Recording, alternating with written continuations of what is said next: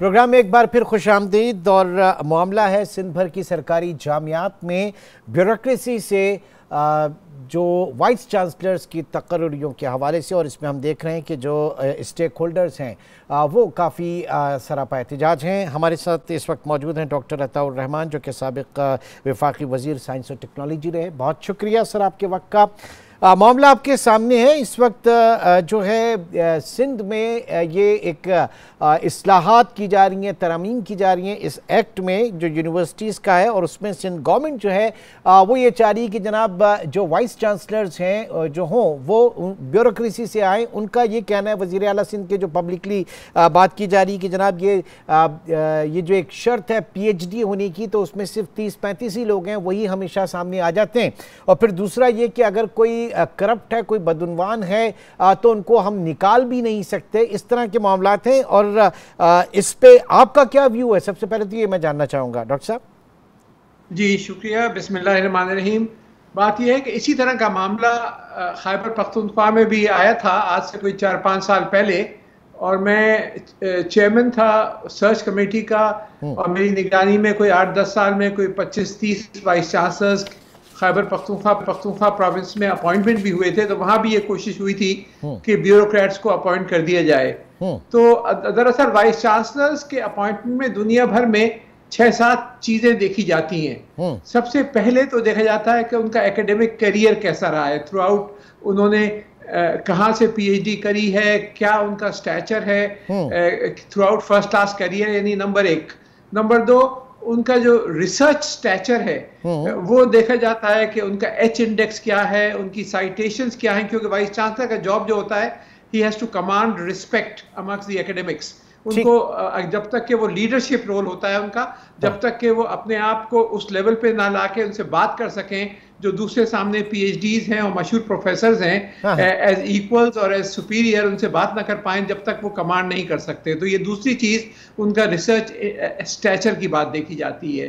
तीसरी बात देखी जाती है कि उनका एडमिनिस्ट्रेटिव एक्सपीरियंस क्या है यूनिवर्सिटीज़ के अंदर। बाहर का नहीं कि आपने एक ब्यूरोक्रेट के तौर पे, सेक्रेटरी के तौर पे आप चलाते रहें, बल्कि यूनिवर्सिटी एडमिनिस्ट्रेशन का किस हद तक आपको एक्सपीरियंस है, कि आप डीन रहे हैं, कितने हज़ार स्टूडेंट्स को आप कंट्रोल करते रहे हैं, टीचर्स के साथ किस तरह आपका वास्ता रहा है, क्योंकि यूनिवर्सिटी को चलाना जो है एक मुख्तलिफ सिलसिला होता है बनस्बत नॉर्मल इदारों को चलाने के। तो उनका एडमिनिस्ट्रेटिव एक्सपीरियंस। फिर चौथा, फंड रेजिंग जो है वाइस चांसलर का एक बहुत बड़ा जो एक जॉब होता है कि वो सिर्फ गवर्नमेंट से फंड ना मांगे बल्कि बैनुल अक़वामी लेवल पे भी फंड्स जीते। तो हिज फंड्स रेजिंग एबिलिटीज़ क्या हैं, उन्होंने कितनी ग्रांट्स इंटरनेशनल लेवल पे जीती हैं, कितनी नहीं जीती हैं।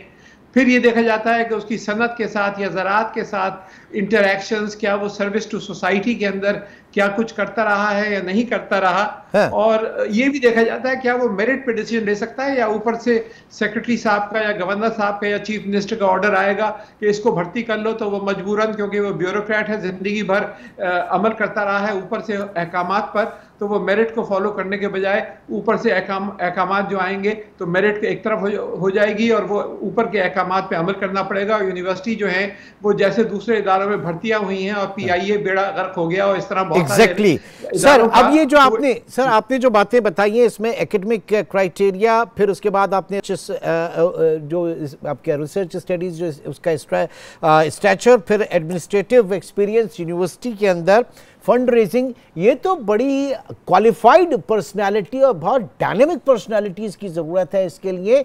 क्या आप समझते हैं कि हमारी ब्यूरोक्रेसी में इस तरह के लोग मौजूद हैं जो इस क्राइटेरिया को पूरे कर पाएंगे? कम अज़ कम ब्यूरोक्रेसी में ऐसे लोग नहीं होते आमतौर पर, बहुत रेयर एक्सेप्शंस हो सकती है, कोई बहुत 1 in a 1000 कभी ऐसा कोई आदमी निकल आए, लेकिन जनरली जो है, क्योंकि आपको एक एकेडमिक, क्योंकि ब्यूरोक्रेट्स को तो पता ही नहीं कि I10 इंडेक्स क्या होती है, H इंडेक्स क्या होती है, साइंस साइटेशन में किस तरह देखी जाती है, उसको अलिफ बेते भी नहीं आती। सारी university is not like a school.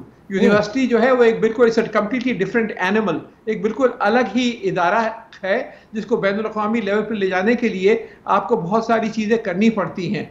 तो उसमें किस तरीके से बैनुल अक़वामी पैटेंट्स हासिल किए जाएं, किस तरीके से इससे अगर इस पॉलिसी जो अडेप्ट करने जा रहे हैं तो ये तो फिर सरासर घाटे का सौदा होगा, नुकसान होगा इससे।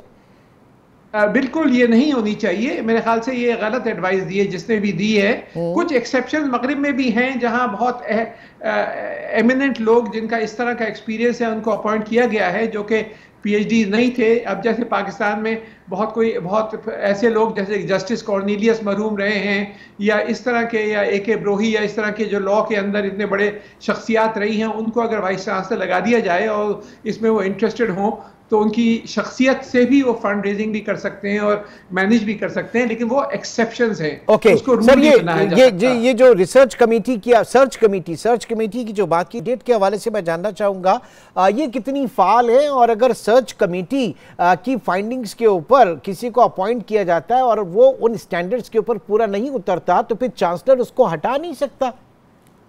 चांसलर बिल्कुल हटा सकता है, बल्कि सर्च कमेटी अपनी तौर पे ही हाईएस्ट एकेडमिक्स की होनी चाहिए। एक बड़ा मसला ये है कि सर्च कमेटी भी ब्यूरोक्रेट्स की होती है और उसकी वजह से वो सही तरीके से जज नहीं कर पाते कि उसकी एकेडमिक एक्सीलेंस क्या है, और इस वजह से एक प्रॉब्लम पैदा हो जाता है।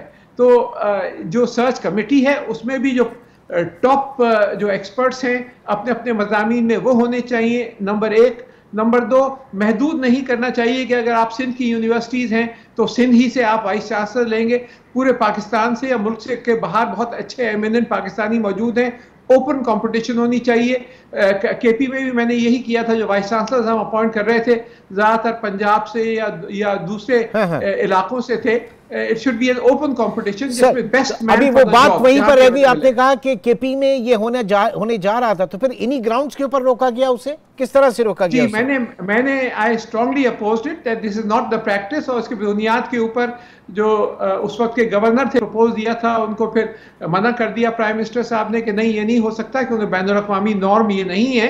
As a very very great exception कभी कभी हो जाता है। ऐसे एक आध एक्सेप्शन पाकिस्तान में भी हैं, जैसे यूईटी लाहौर में एक जनरल को अपॉइंट कर दिया गया था और general Akram, and he did a very good job, but these are exceptions, they are not the rule. Okay, तो सर ये भी जरा बताइएगा कि उस वक्त वहां पर केपी के गवर्नमेंट क्यों करना चाह रही थी, गवर्नर क्यों करना चाह रहे थे? क्या उनके जहन में था ऐसे, या वही खदशात थे जो गवर्नर सिंध को इस वक्त है? उनको वो इसलिए करना चाह रहे थे कि वो अपने ब्लू आइड बॉयज को अपॉइंट करना चाहते थे। यूनिवर्सिटी के अंदर हजारों नौकरियां निकलती हैं और उनमें लोगों को भर्ती करना पड़ता है, और फिर वो चाहते थे कि अगर वो हमारे वाइस चांसलर होंगे तो हमारा हुक्म मानेंगे, तो मेरिट एक तरफ चली जाएगी और फिर अहकामात बजा लाने की, हुजूर जी आपने हुक्म दिया, बिल्कुल सही फरमाया, मैं फौरन हुक्म बजा लाऊंगा, इस तरीके की यस सर की एक शुरू हो जाता है। मेरिट जो है वो उठा के फेंक दिया जाता है। यानी इस हवाले से प्रेसिडेंस मौजूद है कि केपीके में किस तरीके से आपने डील किया था इस मामले को। अच्छा, अब एक आध मिनट ही रह गया, मैं आपसे इसके ऊपर भी चाहूंगा कि एक और चीज जो है उसकी कोशिश की जा रही है कि जो मुस्तकिल जॉब्स हैं असातिज़ा की, उनको कॉन्ट्रैक्चुअल जॉब्स के ऊपर कन्वर्ट करने की, इससे क्या होगा सर? कॉन्ट्रैक्चुअल का मतलब यह है कि टेन्योर ट्रैक सिस्टम जो मैं लेकर आया था जब मैं चेयरमैन HEC था, कि आप कॉन्ट्रैक्ट पर हैं, सैलरीज अच्छी हैं, लेकिन आपको 6 दफा बैनुल अक़वामी लेवल पर आपका मुआयना किया जाता है। आपके 2 असिस्टेंट प्रोफेसर, 2 दफा एसोसिएट प्रोफेसर, 2 दफा full professor bye international group of experts, और सैलरीज आपको बहुत अच्छी मिलती हैं, लेकिन अगर आप किसी एवेल्यूएशन में फेल हो जाएं तो आपको हटा दिया जाता है। तो ये सिस्टम अगर यहाँ पे लागू कर दिया जाए बहुत अच्छा होगा अगर ये लेकर आते हैं तो। और नाज़रीन, यकीनन इस वक्त सिर्फ एक ऐसी पॉलिसी की ज़रूरत है जो हमारे तालीमी इदारों और हमारे तालीमी निज़ाम को मुस्तहकम कर सके और पाकिस्तान को आगे लेकर चल सके।